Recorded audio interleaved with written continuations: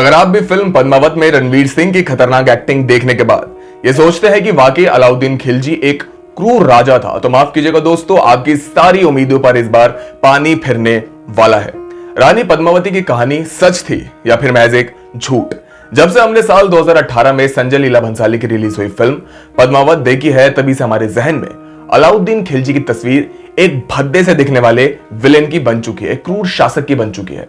लोगों की आम धारणाओं के अनुसार अलाउद्दीन खिलजी एक क्रूर शासक था जिसने अपने समय पर हिंदुस्तान पे वे तमाम जुल्म ढाए थे जिसकी आज हम और आप मिलकर कल्पना नहीं कर सकते, जिनका जिक्र आज भी ऐतिहासिक पृष्ठों में देखने को मिलता है।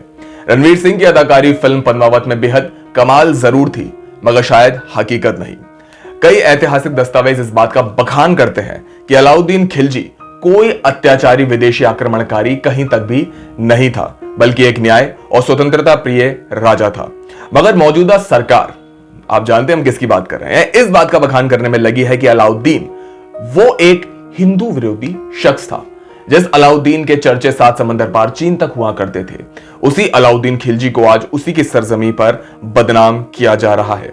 राजपूत वीर थे, किसी से डरते नहीं थे।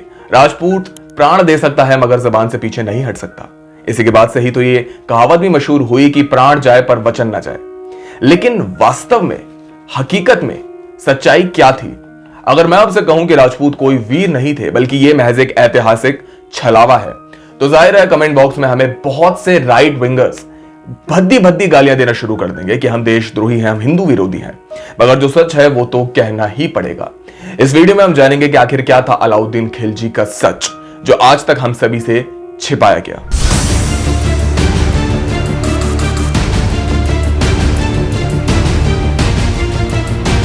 नमस्कार आप सभी को दोस्तों, मैं हूं आपके साथ मिहिर जैन और आज मेरे साथ है कैमरामैन उमर अंसारी। साल 1290, यह वो वक्त था जब दिल्ली के शाही तख्त पर खिलजी सल्तनत काबिज हुई थी।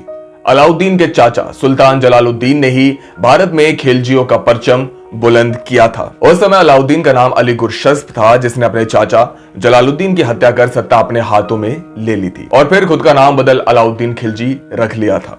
दोस्तों, भारत में हर ओर यह कहानी मशहूर है कि अलाउद्दीन खिलजी ने चित्तौड़ पर आक्रमण कर हजारों हिंदुओं का कत्ल करा, महज इसलिए क्योंकि वो रावल रतन सेन की धर्मपत्नी पद्मावती को पाना चाहता था। लेकिन आखिर हकीकत क्या है? दरअसल आज जिस पद्मावत को हम संजय लीला भंसाली की मैजिक फिल्म समझते हैं, वो केवल एक फिल्म ही नहीं बल्कि असलियत में एक किताब है। साल 1540, ये वो वक्त था जब वास्तव में मशहूर कवि मलिक मोहम्मद जायसी द्वारा असली पद्मावत लिखी गई थी। जायसी कोई इतिहासकार नहीं बल्कि एक सूफी कवि थे, जिन्होंने उस जमाने की एक मशहूर किताब लिखी थी जिसका नाम था पद्मावत। जी हाँ, लेकिन दोस्तों अब सवाल यह उठता है कि अलाउद्दीन खिलजी ने तो 1303 में चित्तौड़ पर चढ़ाई करी थी, लेकिन उसकी कहानी साल 1540 में कैसे लिखी गई?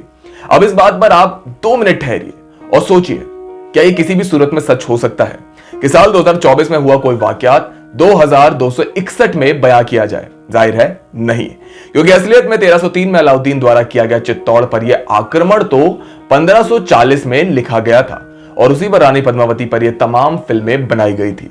लेकिन इस सब पर एक बखान हमें और भी मिलता है, गर फिरदौस बरुए जमी अस्तो हमी अस्तो हमी अस्तो हमी अस्तो। यह शेर कभी ना कभी आपने जरूर सुना होगा, क्योंकि इस शेर को लिखा था मशहूर शायर अमीर खुसरो ने। लेकिन दोस्तों आपको बता दें कि यही अमीर खुसरो अलाउद्दीन खिलजी के खास दरबारियों में से भी एक थे और उन्होंने भी अपने कई लेखों में अलाउद्दीन खिलजी का बखान किया है। खुसरो के मुताबिक अलाउद्दीन खिलजी ने दिल्ली से कूच कर चित्तौड़ पर आक्रमण जरूर किया था, लेकिन यह महज एक सैन्य कार्रवाई थी, कोई व्यक्तिगत मसाइल नहीं। खुसरो ने अपने किसी लेख में तो रानी पद्मावती का जिक्र तक नहीं किया था। कई इतिहासकारों के अनुसार रानी पद्मिनी की कहानी महज एक कल्पना है जिसे इतिहास ने हकीकत बताने की चेष्टा करी है। मशहूर इतिहासकार अतर अब्बास रिजवी अपनी किताब खिलजी कालीन भारत में लिखते हैं कि मलिक मोहम्मद जायसी ने लिखा है कि रानी पद्मावती श्रीलंका के राजपूत राजा हमीर शंख चौहान की बेटी थी।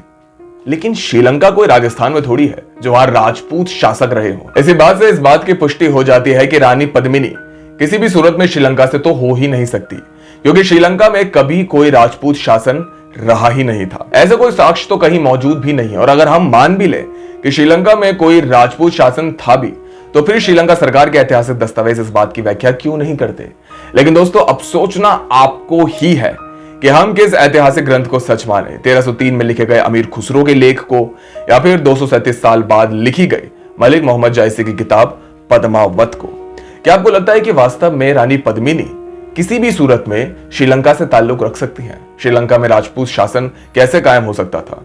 या अलाउद्दीन खिलजी आपके विचार में कोई विलेन थे या फिर हीरो? हमें कमेंट बॉक्स में जरूर बताएं। दोस्तों, वीडियो पसंद आई तो वीडियो को लाइक करें, शेयर करें, सब्सक्राइब करें और साथ ही बेल आइकन को भी जरूर दबाएं ताकि आपको हमारी तमाम वीडियोस की नोटिफिकेशन सबसे पहले मिल सके। कैमरामैन उमर अंसारी के साथ मिहिर जैन, कथा।